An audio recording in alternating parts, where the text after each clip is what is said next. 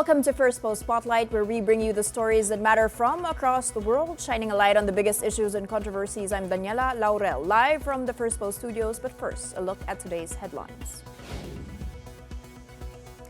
Israel claims it struck what it says is a terrorist cell in southern Lebanon, despite Iran's persistent calls to end attacks in the region as part of the understanding to end the wider war in West Asia.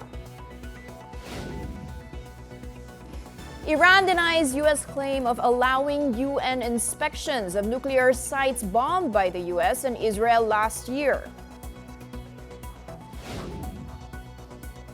Taliban officials arrive in Brussels ahead of talks with EU officials over potential return of asylum seekers to Afghanistan. Long-awaited monsoon rains arrive in Mumbai, cooling weeks of blazing heat amid persistent fears of water shortages, with total rainfall so far staying below the long-term average. And Italy declares a red heat wave alert in 15 cities, including Milan and Rome, advising people to stay indoors in the hottest parts of the day. For years, Cred has been one of India's most talked about startups. It is loved by users, backed by investors, and constantly questioned over one thing: how does it actually make money?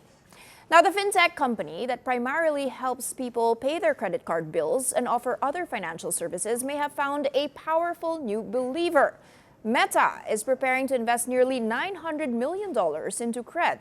Now, with this, Meta acquires a minority stake, or 20% stake in Cred, taking the fintech firm's valuation to $4.5 billion. And just as that happens, Cred founder Kunal Shah says he is moving to WhatsApp. Shah will take over as the global head of WhatsApp. Now, is this a coincidence? Likely not. According to a FinShots report, this deal may be about far more than just money. But what is behind Meta's move? Let's break it down. On paper, Meta does not need help reaching users. It already owns Facebook, Instagram, and WhatsApp, which are three of the biggest consumer platforms in the world. India is WhatsApp's largest market, with more than 500 million users. It even has its own payments product, WhatsApp Pay. So why invest in Cred? Well, the answer is simple. Meta may own attention, but it does not own payments. Back in 2018, Mark Zuckerberg's company bet early on India's Unified Payments Interface, or the UPI revolution, through WhatsApp Pay. But regulatory restrictions limited its growth. So while WhatsApp Pay was held back, rivals like Google Pay and PhonePe ran ahead. The result? While Google Pay and PhonePe together control almost 80% of India's UPI market today, WhatsApp Pay lags behind at just 0.65%. Meta has spent 6 years and over $6.6 billion trying to crack India's payments market. All of it has failed to move the needle. That is a big problem, because payments are no longer just about moving money. They're about building habits, and those habits create something far more valuable: trust. When users become dependent on one application to take care of their overall financial needs, according to the FinShots report, it can lead to something called embedded finance. So think of it like this: you may use a singular app for food. Then you store your card. Later, you may take a loan, buy insurance, or even invest all in the same app. The payment is just the start, but the real business comes later. Embedded finance works just like that. It's the integration of financial services into a non-financial platform. India now processes more than 23 billion UPI transactions every month. The companies handling those transactions don't just process payments. They own some of the most valuable consumer relationships in the digital economy. And that's why every big tech player wants a piece of India's payments market. Google has Google Pay. Walmart has PhonePe. Amazon has Amazon Pay, and Meta has been left behind. Now, as for Cred, the platform has about 17 million monthly active users. But these aren't just any users. They are high credit score, high spending, affluent consumers. The company reportedly processes more than 40% of India's credit card bill payments, and its lending business has hit $2.4 billion, which means Cred has successfully helped its users borrow billions from major banks, all right inside the app. Cred has already built something Meta couldn't, a trusted financial relationship. And now, with Shah joining WhatsApp, Meta hopes to leverage his expertise to bridge that gap. Kunal built Cred into one of India's most important technology companies, and he brings the kind of builder mentality and global perspective that will serve him well in running the world's biggest messaging app. I look forward to working with Kunal to continue to make WhatsApp the best service for billions of people and millions of businesses. Now, Shah has also underlined his hopes for the new role. While it's come very far, the delta between WhatsApp today and its full potential is massive. I look forward to working with Mark, Chris, and the leadership across Meta for the next step in WhatsApp's journey. Will, thank you for scaling something the world relies on quietly and for making this transition smooth. Now, as of now, Cred is in losses, but for Meta, this isn't about generating quick profits. It's about setting foot in India's fastest growing financial ecosystem.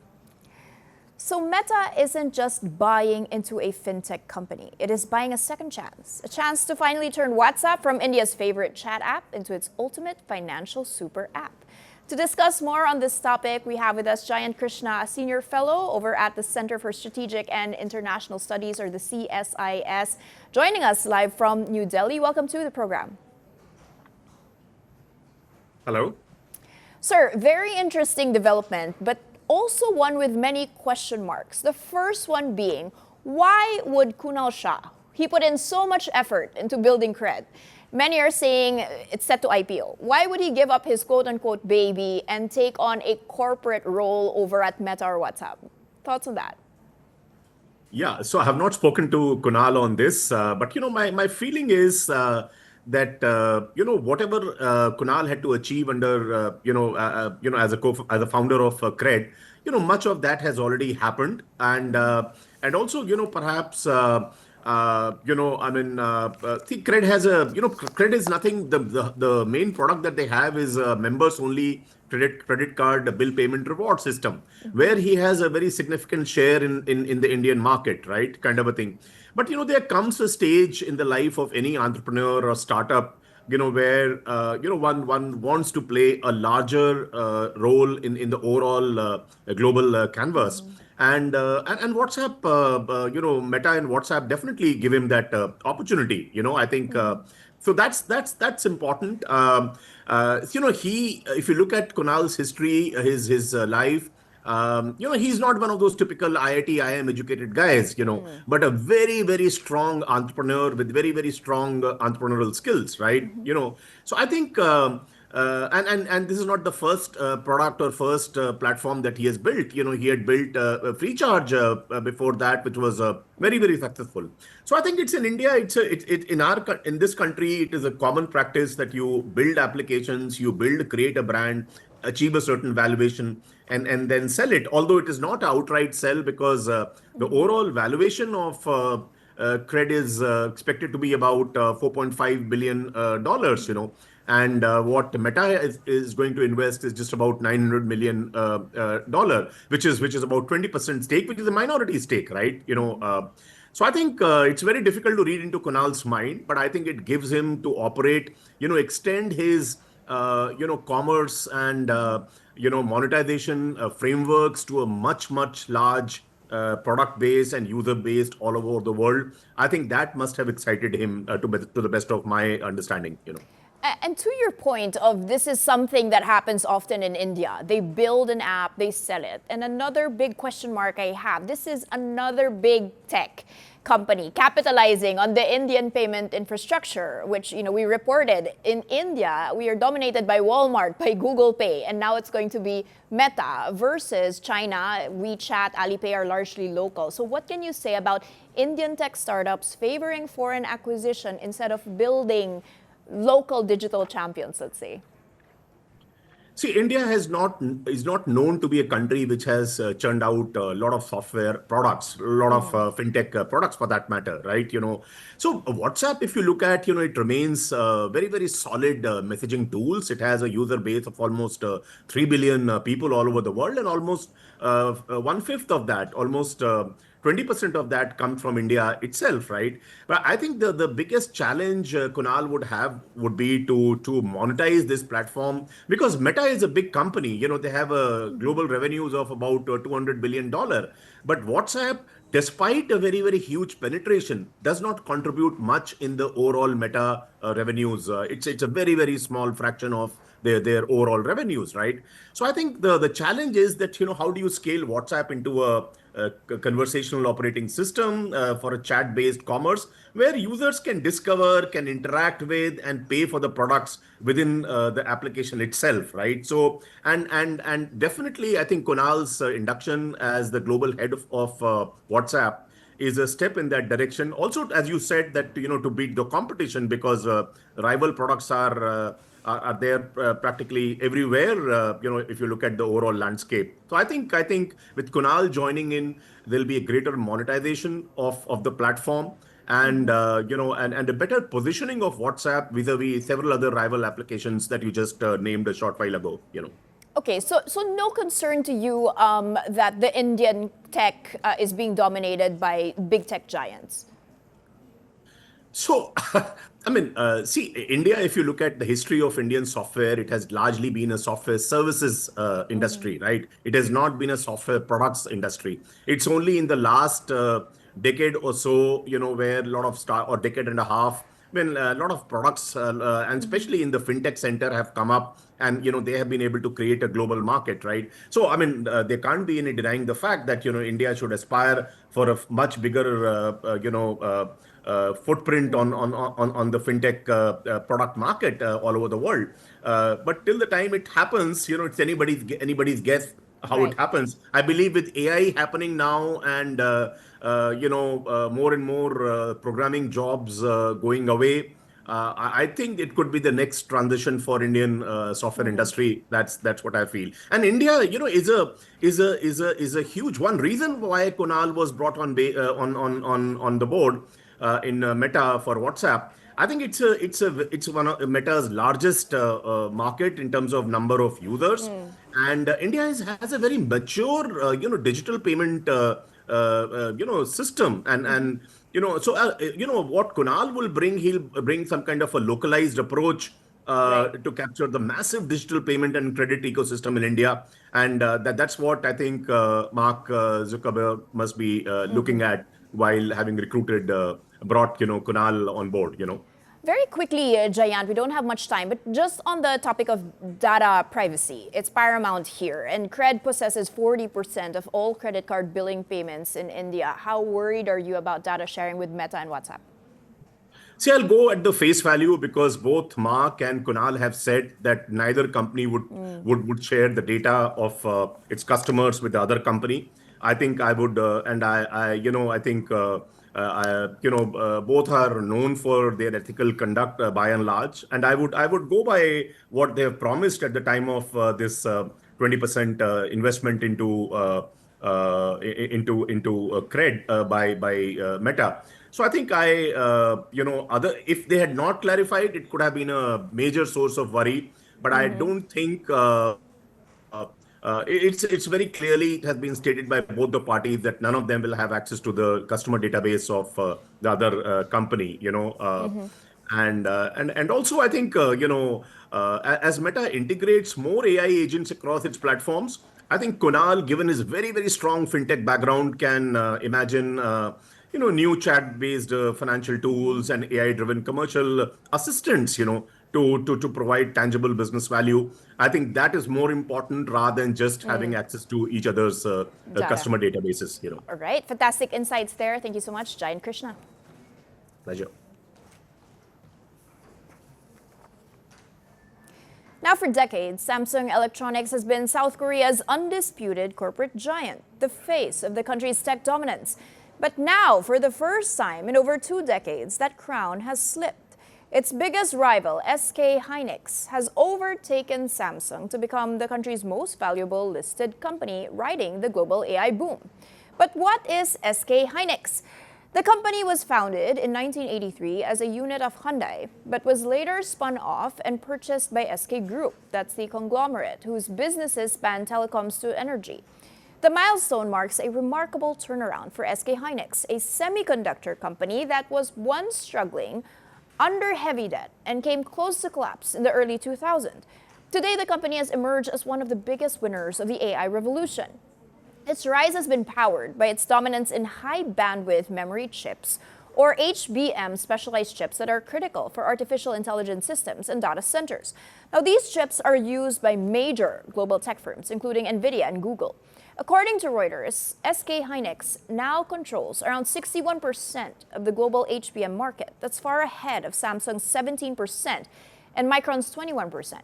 Its shares have surged more than 340% this year alone, driven largely by the explosive growth in AI infrastructure. Now, SK Hynix's market cap stands at $1.35 trillion, making it the world's most valuable memory chipmaker. But how exactly did AI help the company achieve this feat? Let's understand this better. The HBM chips that the company makes are reportedly used in AI systems. They are designed to deliver faster performance with lower power consumption by stacking memory vertically. This has made them very different from traditional memory products. AI has reshaped the global semiconductor industry, elevating specialized memory chips from commonly traded commodities into critical components of the infrastructure powering applications such as ChatGPT and other advanced AI models. The emergence of customized AI memory fundamentally changed the industry's economics and allowed SK Hynix to establish itself as the market leader. Further, Samsung's position as the world's largest producer of DRAM, that stands for Dynamic Random Access Memory, may also be under threat. This is the actual hardware technology used to make the RAM for computers. The Bank of America estimates that SK Hynix's monthly DRAM output will reach about 589,000 wafers this year, compared with roughly 691,000 wafers for Samsung. However, SK Hynix is likely to expand DRAM output by about 38% between 2025 and 2028. That's against Samsung's 17.5% growth. Amidst all this, the company may reportedly choose NASDAQ for a planned U.S. listing, a move that would give it greater visibility with international investors and add another chapter to one of the most dynamic turnarounds in the global chip industry. SK Hynix's rise is more than just a corporate success story. It reflects how the AI boom is rapidly reshaping the global technology industry, rewarding companies that control the critical building blocks of AI infrastructure. Taiwan has officially kicked off large-scale military drills. The exercise that began yesterday are scheduled for the next 5 days. The island's armed forces have shifted into combat mode, and the exercise is called Immediate Combat Readiness. It is aimed at improving wartime preparedness and rapid deployment capabilities. In the event of a supposed Chinese military attack, the stage for the annual Joint Operations Training is not limited to training grounds, but it extends across cities, roads, and skies. In Taiwan, that's home to Taiwan's largest international airport, military vehicles rolled through busy streets and highways. Armored columns from the Army's 269th Infantry Brigade carried out combat readiness patrols at first light. The drills are designed to strengthen battlefield coordination, improve command systems, and enhance the military's ability to respond effectively during a crisis. Machine guns could be seen mounted on the armored vehicles. Troops remain on high alert as towed missile launcher vehicles join the convoy.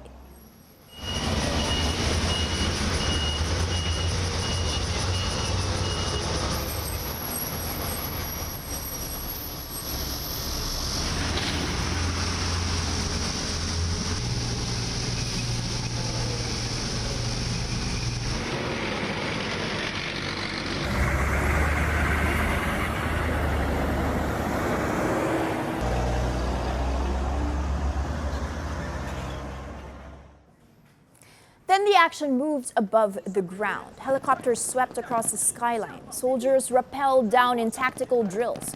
Snipers advanced under camouflage. Every movement was rehearsed, timed, and designed to mirror the pressures of a real battlefield. In the air, Taiwan's F-16 fighter jets thundered off the runway at Chiayi Air Base. The island also showcased its domestically developed Sky Sword 2 missile system. Portable drones took to the skies, and alongside them stood some of Taiwan's most powerful imported hardware: US-made M1A2 Abrams tanks, HIMARS rocket launchers, and other advanced military systems. Together, they formed a picture of a military preparing for multiple threats at once.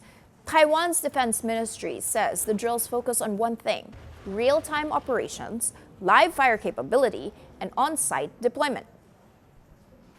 The main objective is to train units at all levels to become familiar with combat practices and the battlefield environment during the readiness deployment phase. The exercise would involve actual troops on actual terrain, in real time, using actual equipment, and through actual implementation. The exercise is designed to test how quickly forces can mobilize if tensions suddenly spike, particularly during what Taipei calls China's gray zone warfare. Gray zone warfare involves aggressive actions like naval patrols and drone incursions, short of open combat. Taiwan claims pressure from the Chinese side is intensifying. Just days before the drills, Taipei reported 23 Chinese military aircraft operating around the island. They were joined by 7 Navy ships and 5 other Chinese government vessels.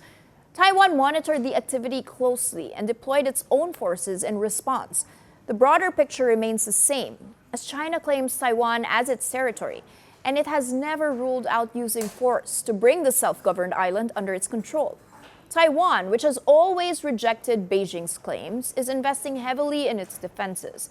Earlier this month, it even fired rockets in China's direction during military exercises for the first time. But pressure is also coming from Washington. The United States wants Taiwan to do more to strengthen its ability to defend itself. A $14 billion arms package remains under review by the Trump administration. And therefore, on Taiwan's streets, in its skies, and across its military bases, the preparations continue, not for a war that has begun, but for one that Taiwan's leaders hope never comes. And now our final story. Dubai has built skyscrapers that touch the clouds. It has built islands in the sea. It has built one of the world's busiest airports and a tourism industry that never seems to sleep. Now the emirate wants to build something less visible, but perhaps far more ambitious: good behavior. As cities around the world compete to become smarter, greener, and wealthier, Dubai is chasing a different title. It wants to become the world's most civilized city. To achieve that goal, the Dubai Civility Committee has announced 2 major initiatives: a Dubai Civility Guidebook and a set of guidelines governing how people celebrate various occasions. The objective: improve public conduct, enhance the appearance of the city, create a more harmonious urban experience. The Dubai Civility Committee held its 5th meeting, chaired by Mohammed Abdullah Al-Gergawi, chairman of the Executive Office of Sheikh Mohammed bin Rashid Al Maktoum, chairman of the Dubai Civility Committee. The committee reviewed updates on projects and initiatives aimed at enhancing the emirate's appearance, public conduct, and overall model of civility. Though the project goes beyond reminding people to be polite, Dubai's definition of civility is much broader. It includes public behavior, urban design, environmental responsibility, visual harmony, community engagement, and even how visitors experience the city. The goal is not simply to build better roads, it is to build better habits. Discussions also covered a plan to develop an integrated strategy for city lighting. The committee further reviewed a comprehensive assessment plan for the overall city experience, aimed at establishing the standards and systems required to design the world's most civilized urban experience. In addition, members discussed the Dubai Civility Guidebook and the guidelines for celebrating different occasions. The timing is significant. Dubai, on March 6, introduced a sweeping public safety law that tightens safety requirements across public spaces, events, and buildings. Organizers must now manage crowd sizes more carefully. The handling of fireworks, toxic materials, and flammable substances faces stricter controls. Perhaps most importantly, property owners and operators can now be held directly responsible when safety standards are ignored. Together, these measures suggest a city moving from rapid expansion to refinement. For decades, Dubai focused on growth. Today, it is focusing on the experience of living within that growth.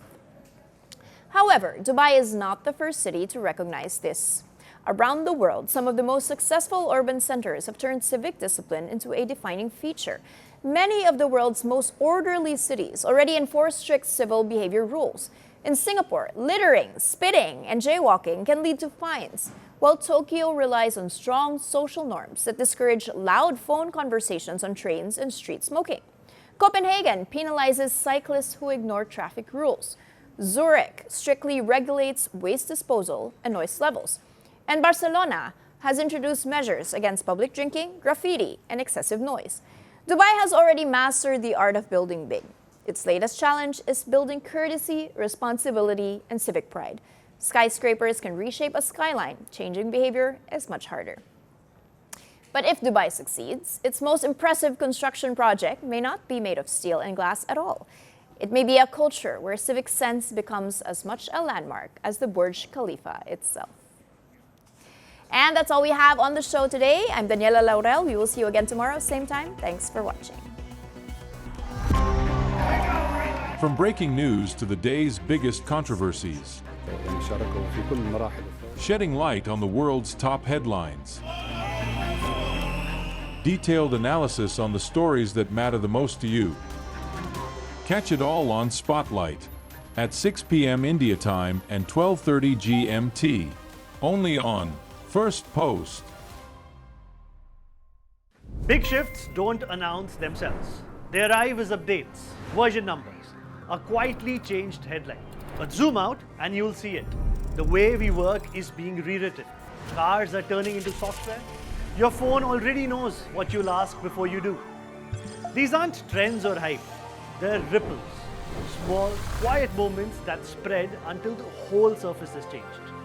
This is Ripple, an explainer series around tech, auto, and AI with me, Konak Tyagi, where we explain the future using the past and the present before it feels like one.